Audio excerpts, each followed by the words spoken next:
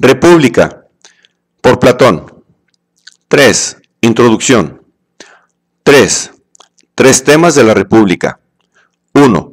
La teoría de las ideas y los conceptos universales.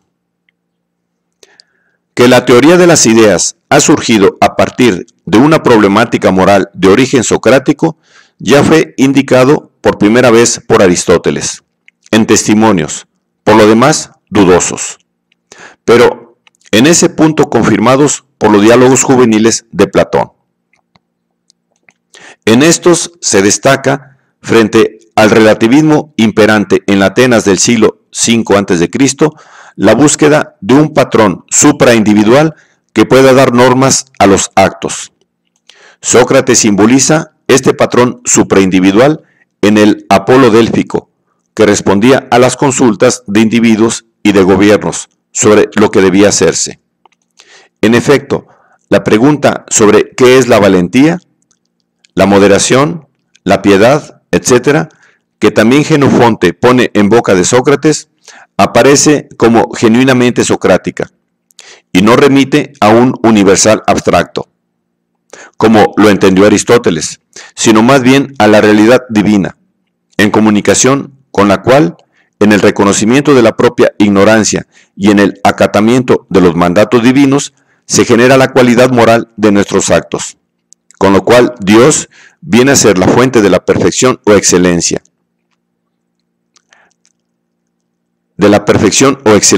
Arete humana. Ciertamente, en los diálogos juveniles, Platón no dice que sea divina, y muy pocas veces que sea realidad, pero sí insiste en que se trata de un patrón supraindividual, y así no acepta que el interlocutor conteste con la mera referencia a una instancia particular como valentía es permanecer en el puesto enfrentándose al enemigo, sin huir. No por eso es en Platón un concepto universal, ni siquiera al elaborar sobre esa base la teoría de las ideas. A no dudarlo, la pregunta por la valentía pide decir que es lo mismo en todos los casos. O sea, lo común a todas las instancias particulares a las que damos el nombre de valientes. Pero si esto se interpreta a la manera del universal aristotélico, como una característica que se halla efectivamente en cada una de esas cosas particulares, se malentiende el pensamiento socrático-platónico, ya que para este, por ejemplo, la acción de Eutrifrón de denunciar a su padre no es de ningún modo piadosa, por lo cual la universalización de actos como este no podría resultar nunca en la piedad. Es probable que en esa primera etapa de Platón, lo piadoso, lo justo, etc., fueran simplemente ideales éticos, como decía Stenzel. Conviene notar, no obstante, que el inmediato antecedente de tales patrones morales era el Dios socrático, y que en la etapa siguiente de Platón, tales valores o cualidades forman el ámbito de lo divino, por lo cual cabe dudar de si la etapa juvenil ha quebrado en ese sentido la continuidad. Si es correcta nuestra interpretación de que el patrón supraindividual para Sócrates era el Dios, al obedecer cuyas prescripciones perfeccionamos nuestra alma, esta concepción había de estar subyacente en la tesis platónica juvenil de la excelencia o arete, cuyas caras eran la justicia, la piedad, etc., sin reflexiones sobre su estatus ontológico. Por esa fe en lo absoluto se racionalizaba la paradigmaticidad en la esfera ética, no su condición ontológica. Y en ese sentido, análogamente al Dios socrático, lo piadoso en sí, donde el en sí, auto, subraya el contraste con las instancias particulares, es de algún modo la causa de que los actos humanos sean piadosos. Estos tienden a ser como lo piadoso en sí, podríamos decir, parafraseando una terminología posterior en Platón. Claro que ahí opera también otro tipo de ejemplaridad, que tiene que ver con el lenguaje y su poder denominador. En efecto, Eutifrón dice que su acción es piadosa, mientras Meleto afirma que la conducta de Sócrates es impía. Y se trata de poner coto a este arbitrario uso del lenguaje, que constituye uno de los pilares del relativismo sofista. Por eso dice Platón, enséñame qué es la forma específica, misma de lo piadoso. Enséñame qué es la forma específica misma de lo piadoso, a fin de que, dirigiendo la mirada hacia ella y sirviéndome de ella como paradigma, pueda yo decir que es piadoso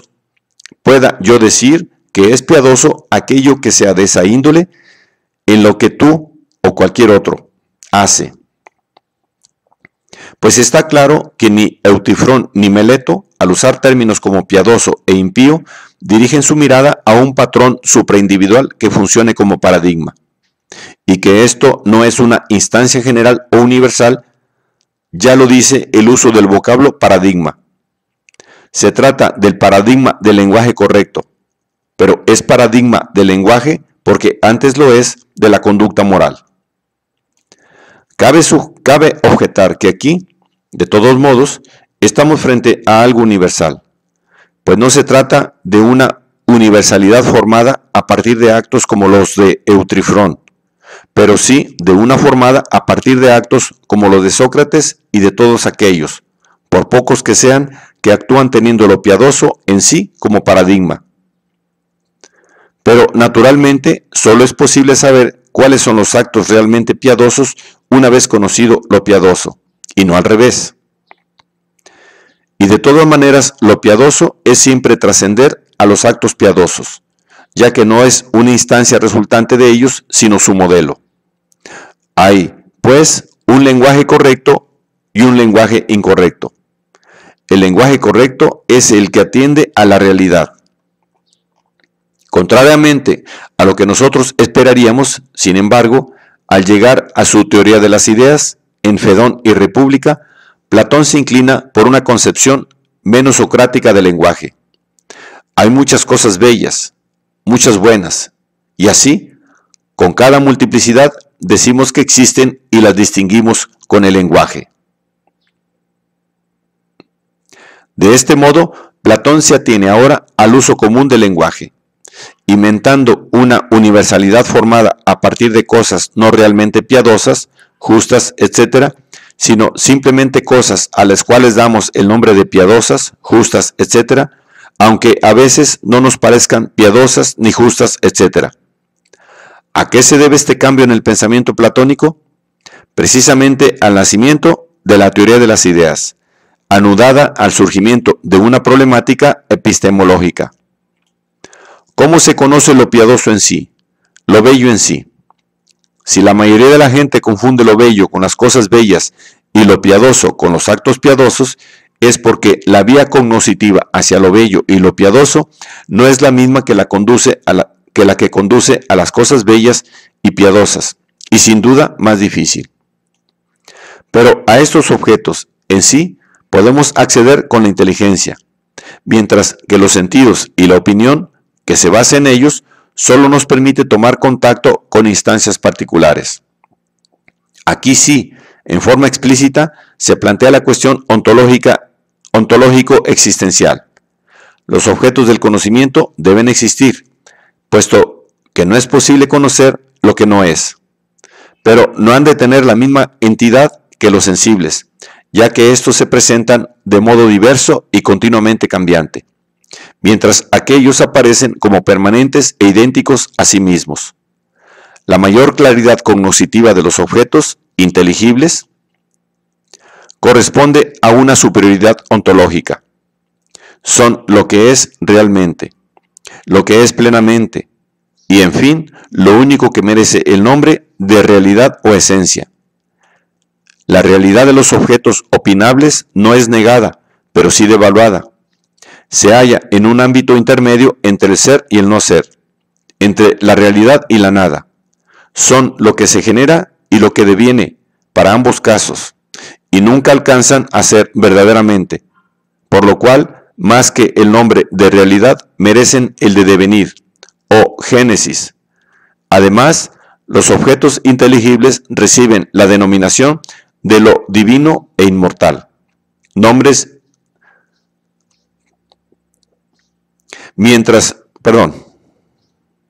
Además, los objetos inteligibles reciben la denominación de lo divino e inmortal, mientras los opinables constituyen lo humano y mortal.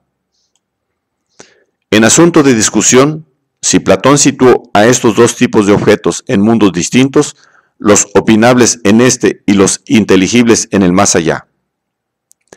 Platón mismo nunca habla de dos mundos distintos al referirse a ambos tipos de objetos.